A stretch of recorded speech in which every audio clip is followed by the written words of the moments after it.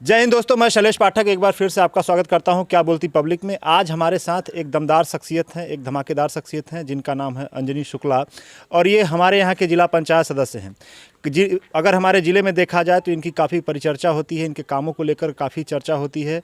लोग जो हैं इनसे जुड़े हुए हैं, काफ़ी ज़मीनी नेता हैं, इसलिए इनका इंटरव्यू करना मेरे लिए बहुत ही अहम हो गया था। तो अंजनी जी, सबसे पहले आपको मेरा सादर नमस्कार।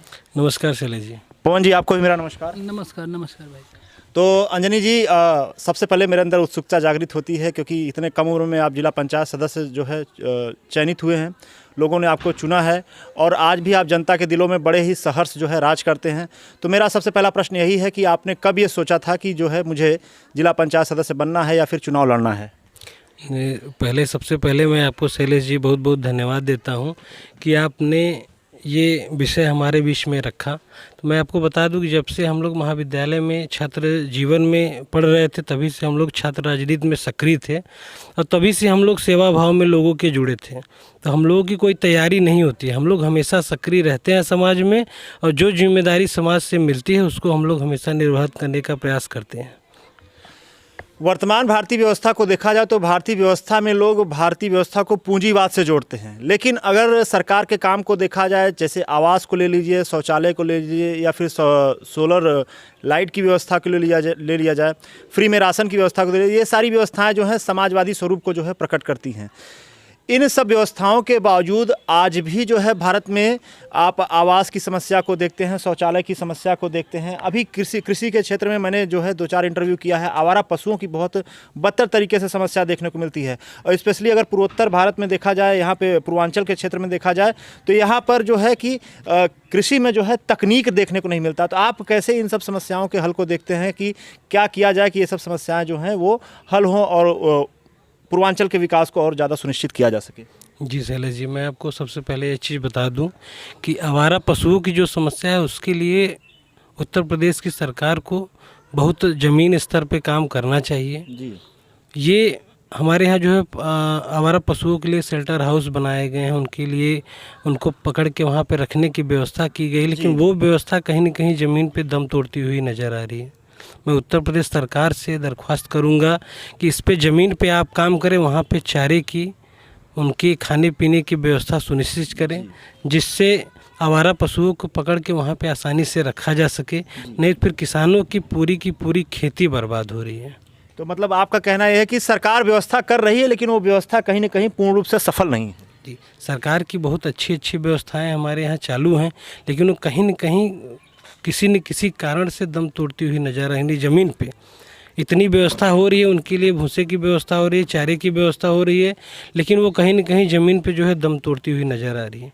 आप देख लीजिए जाके सर्वे के, एक दिन आप हमको समय दीजिए। हमारे वार्ड में ही बैदा बाज़ार है, बैदा बाज़ार में एक बनाया गया है पशुओं के लिए, उसकी अब दुर्व्यवस्था आप देख लेंगे तो आप कहेंगे कि आज व्यवस्थाएँ कितनी कमज़ोर पड़ रही हैं भारतीय जनता पार्टी की और वर्तमान सरकार की। मैं समय निकाल कर ज़रूर उस स्थल का जो है निरीक्षण करना चाहूँगा और ज़रूर उसका जो है रिव्यू आपके सामने रखूँगा। यहाँ पे हमारे साथ एक मेहमान और जुड़े हैं, पवन शुक्ला जी। पवन शुक्ला जी ग्राम पंचायत के जो है कामों से हमेशा जुड़े हुए हैं और आप अंजनी जी, आप जो हैं वो जिला पंचायत के कार्य से जुड़े हुए हैं। तो मैं आप दोनों से मेरा ये प्रश्न हमेशा रहेगा कि आप ग्राम पंचायत और जिला पंचायत, इन दोनों का रोल जो है देश के विकास में कहाँ देखते हैं कि किस प्रकार से ग्राम पंचायत और जो है जिला पंचायत देश के विकास में अपनी अहम भूमिका का निर्वहन कर रहा है? जी शैलेश जी, मैं आपको बता दूं कि ग्राम पंचायत और जिला पंचायत ही ज़मीन से जो है देश के विकास में सबसे पहला योगदान इन्हीं का होता है जी। जो ज़मीन पर रूपरेखा बनती है शुरुआत इन्हीं से होती है। तो इसलिए मैं 100 में से 100 अंक दूंगा कि भारत के विकास में सर्वप्रथम पहली जिम्मेदारी ग्राम पंचायत और जिला पंचायत की होती है। पवन जी, आप इस मतलब ग्राम पंचायत या जिला पंचायत की भूमिका को किस स्तर से देखते हैं देश के विकास में? जिला पंचायत में हमें लगता है आज़ादी के बाद पहली बार जिला पंचायत सदस्य अपने अधिकारों के बारे में बखूबी जानते हैं। इन्हें इसके पहले कुछ पता ही नहीं चलता था कि जिला पंचायत सदस्य भी कोई होता है। जी, जिला पंचायत सदस्य क्या इस बार पंचायत के चुनाव के बारे में भी लोग जानते इस बार से जिला पंचायत, जैसे हमारे गांव सरपतहा में देख लीजिए, हाई मास्क लाइट जिला पंचायत के द्वारा 500 मीटर नाला, रोड, दुल्हीपुर बाजार, मतलब इनके वार्ड, हाँ करीब जितने गांव हैं कुछ न कुछ हर गांव में जिला पंचायत सदस्य के द्वारा किया जा रहा है। जी, धन्यवाद। तो अंजनी जी, मेरा जो अगला प्रश्न आपसे है, अगला प्रश्न यही है कि आप ग्राम पंचायत और जिला पंचायत, क्योंकि आपने बताया कि जो आप इसको 100 में से 100 देना चाहते हैं देश के विकास में, देश की रीढ़ मानते हैं इनको, तो आप इनमें क्या कुछ सुधार देखना चाहते हैं ग्राम पंचायत जिला पंचायत में, या फिर वर्तमान जो व्यवस्था ग्राम पंचायत जिला पंचायत की है वो सही है, चाहे वो फंड को लेके हो या फिर चाहे कोई पॉलिसी बनाने को लेकर हो, या तमाम क्षेत्रों में मैं कहना चाहूँगा? नहीं, बिल्कुल आप सही कह रहे हैं कि हम बस ये चाहते हैं कि जो भी जैसे डीबीटी चल रही है हमारे यहाँ कि डायरेक्ट किसानों के खातों में या फिर लाभार्थियों के खातों में, हाँ, वो योजनाएं चली, वो बहुत अच्छी योजना है। राशन की व्यवस्था पर्याप्त रूप से चल रही है, सारी व्यवस्थाएं अच्छी चल रही हैं, बस उसमें थोड़ा सा सुधार की ज़रूरत है। आपका मतलब जहाँ तक मैं समझता हूँ पारदर्शिता की आवश्यकता है, ट्रांसपेरेंसी की आवश्यकता है, उसमें थोड़ी सी पारदर्शिता की ज़रूरत है, थोड़ी सी पारदर्शिता। वो ज़मीन पे काम करना पड़ेगा, हमको आपको सबको मिल के काम करना पड़ेगा, तभी वो समस्या सरकार तक सबको, जनता से लेके सबको अपनी अपनी भूमिका तय करनी पड़ेगी। बिल्कुल बिल्कुल, तभी ये सही हो पाएगा। तो अगर देखा जाए पिछले सरकार की बात की जाए तो मैंने कई लोगों से परिचर्चा किया है, तो कुछ लोग जो है सरकार से सहमत भी हैं, कुछ असहमत भी हैं, वो उनका अपना अपना पॉइंट ऑफ व्यू है, लोकतंत्र है और इस चीज़ का मैं जो हमेशा सम्मान करता हूँ। लेकिन आप वर्तमान सरकार की अगर बात की जाए, जो जिस सरकार में आपको काम करना पड़ रहा है, तो वर्तमान सरकार में आप उत्तर प्रदेश के विकास का आकलन किस प्रकार करते हैं, या फिर किस प्रकार से उत्तर प्रदेश को विकसित देखते हैं? नहीं, पहले से सबसे पहले मैं आपको बता दूं कि किसी भी सरकार की बुराई करना ये अच्छी बात नहीं है। सारी सरकारें अपने अपने स्तर पे काम करती हैं, जिसकी जितनी व्यवस्था होती है, जितनी जिसकी सोच होती है विकास की, वो काम करता है। लेकिन मैं सबसे पहले ये बता दूं कि पिछली सरकारों से भारतीय जनता पार्टी बहुत अच्छी अच्छी व्यवस्थाएं और बहुत अच्छा काम कर रही है जी। हाँ, इसके लिए मैं आदित्यनाथ योगी जी महाराज का बहुत बहुत धन्यवाद करता हूँ कि अच्छी अच्छी योजनाएं आप जो है जनता के लिए ला रहे हैं। बस थोड़ी सी ज़मीन पे मेहनत करने की ज़रूरत है, थोड़ी सी। क्षेत्र पंचायत हो जाए, जिला पंचायत या फिर ग्राम पंचायत, इन तीनों चुनावों में जो है जातिवाद की जो भूमिका होती है बहुत ही महत्वपूर्ण होती है। लोग अपने अपने समुदाय से अपने अपने प्रत्याशी को चुनने का प्रयास करते हैं और कई बार ये जातिवाद बड़ा भयावह स्वरूप ले लेती है, कई बार हिंसक स्वरूप भी आ जाता है, या फिर कई बार ज़मीनी हकीकत में कुछ और दिखता है। आप जातिवाद को उत्तर प्रदेश या फिर भारत के विकास में किस स्तर पर जो है रोड़ा समझते हैं या रुकावट समझते हैं? जातिवाद जो है हमारे देश की बहुत बड़ी समस्या है। हम आपको बता दें शैलेश जी, इसका मूल कारण है अशिक्षा। जब तक आप शिक्षा पे काम नहीं करेंगे तब तक ये जातिवाद खत्म नहीं होगा। बहुत बड़ी बात आपने कही है। आज भारत साक्षर तो हो रहा है लेकिन शिक्षित नहीं हो रहा है। साक्षर अर्थात मैं कहना चाहूँगा कि भारत जो है वो पढ़ लिख तो पा रहा है, लेकिन शिक्षित होने का मतलब उस पढ़े लिखी चीज़ों को समझना। तो सबसे पहले सरकार को अब साक्षरता से घूमकर शिक्षित होने पर फोकस करना चाहिए। अगर भारत सरकार शिक्षित होने पर फोकस करेगी तो जाहिर सी बात है, मंजनी जी आपसे बिल्कुल 100% सहमत हूँ कि अगर जिस दिन लोग शिक्षित हो जाएंगे उस दिन जागरूकता फैल जाएगी और जातिवाद धीरे धीरे अपने आप से समूल रूप से नाश जब तक जागरूकता नहीं आएगी, लोग शिक्षित नहीं होंगे, तब तक ये जातिवाद खत्म नहीं हो पाएगा और बढ़ता जाएगा और लोग बिखरते जाएंगे। प्रधानमंत्री नरेंद्र मोदी को देखा जाए तो वो पहले चाय बेचते थे, ऐसी एक कहावत है, फिर धीरे धीरे करके वो ऊपर उठे और उसके बाद फिर वो प्रधानमंत्री बने।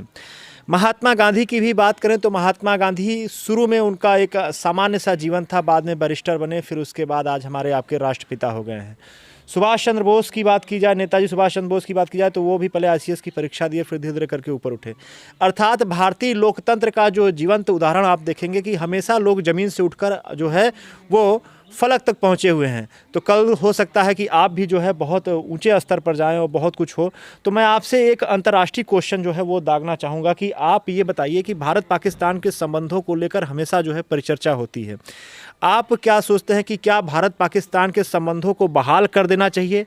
क्या भारत और पाकिस्तान के क्रिकेट के संबंधों को बहाल कर देना चाहिए, या फिर उनके आर्थिक संबंधों को बहाल कर देना चाहिए, या फिर जो यथास्थिति है, जो सरकार अपनी जो स्थिति लेकर चल रही है वही सही है? नहीं, बिल्कुल बिल्कुल। मैं इस संबंध में बस ये एक छोटा सा जवाब देना चाहूँगा कि भारत पाकिस्तान का बड़ा भाई है। इसके हाथ हमेशा खुले हैं दोस्ती के लिए, बस वो अपने अंदर थोड़ा सा सुधार कर ले, बस हम लोग हर एंगल से तैयार हैं। बिल्कुल, मतलब जो पाकिस्तान में लोकतंत्र की असमर्थता दिखती है, जो वहाँ पे एक जो है कह सकते हैं कि छिपी हुई तानाशाही देखने को मिलती है, सैनिकरण देखने को मिलता है, वो कई बार भारत पाकिस्तान के संबंधों के बीच में रोड़ा खड़ा वो अपने अंदर सुधार करें, हम लोग उनको गले लगाने के लिए तैयार हैं। बहुत बड़ी बात। तो मेरे जो भी पाकिस्तान के व्यूअर्स हैं वो जानते रहें कि चाहे भारत का नेता हो या फिर भारत के आम आदमी, हम सब जो हैं आपसे जुड़ना चाहते हैं, बिल्कुल जुड़ना चाहेंगे, लेकिन वो जुड़ाव तभी हो सकता है जब भारत के खिलाफ पाकिस्तान में किसी प्रकार की साजिश न हो। अंजनी जी, अब मेरा जो है आखिरी जो है प्रश्न आपसे है, इसके बाद एक प्रश्न पवन जी से रहेगा, क्योंकि समय मेरे पास कम है, आपके पास भी समय की बड़ी कमी है, आपको भी जो है अपने क्षेत्र में निकलना है काम करने के लिए। तो मेरा बड़ा ही आसान सा प्रश्न है कि भविष्य में भारतीय राजनीति या उत्तर प्रदेश की राजनीतिक पटल पे आप अपने आप को कहाँ पर देखना चाहेंगे? जी शैलेश जी, ये जिम्मेदारी मैं अपने समस्त क्षेत्रवासियों के ऊपर सौंपता हूँ, जिन्होंने मेरे ऊपर इतना भरोसा किया है कि लगभग 25 गांव का जनप्रतिनिधि उन्होंने मुझको बनाया। हमारा काम, हमारी जिम्मेदारी वहीं तय करते हैं कि हमको क्या करना है।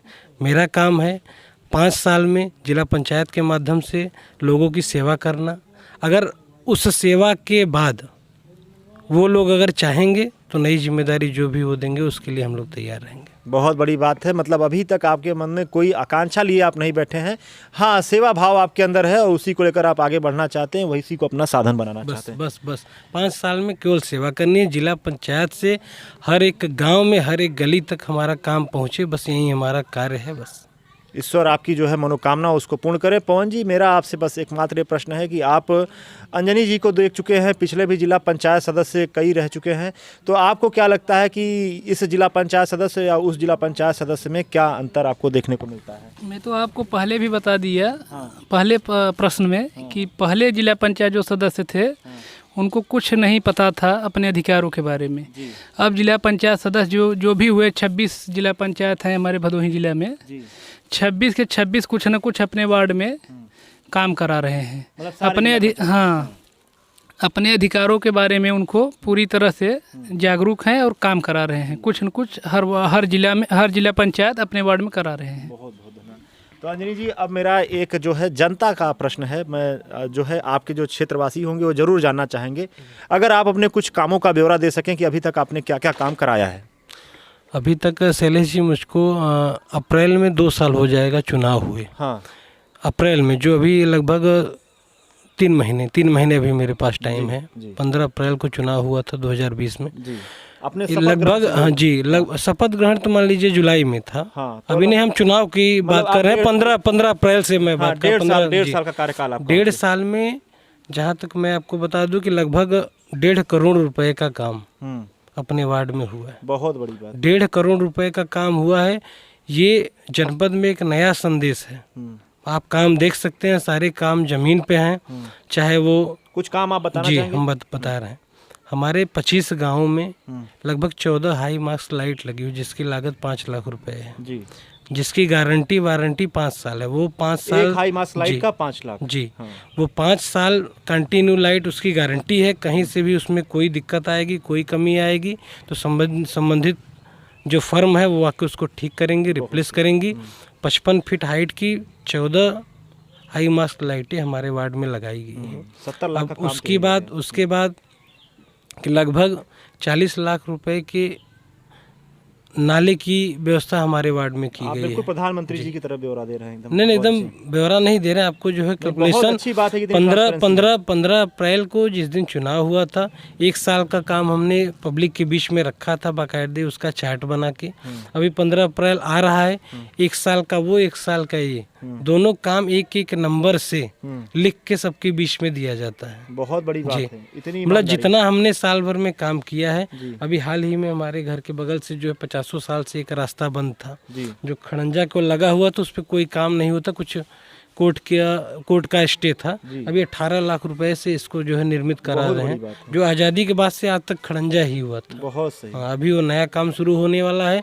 हर गांव में थोड़ा काम हम लोग कर रहे हैं जिला पंचायत के माध्यम से।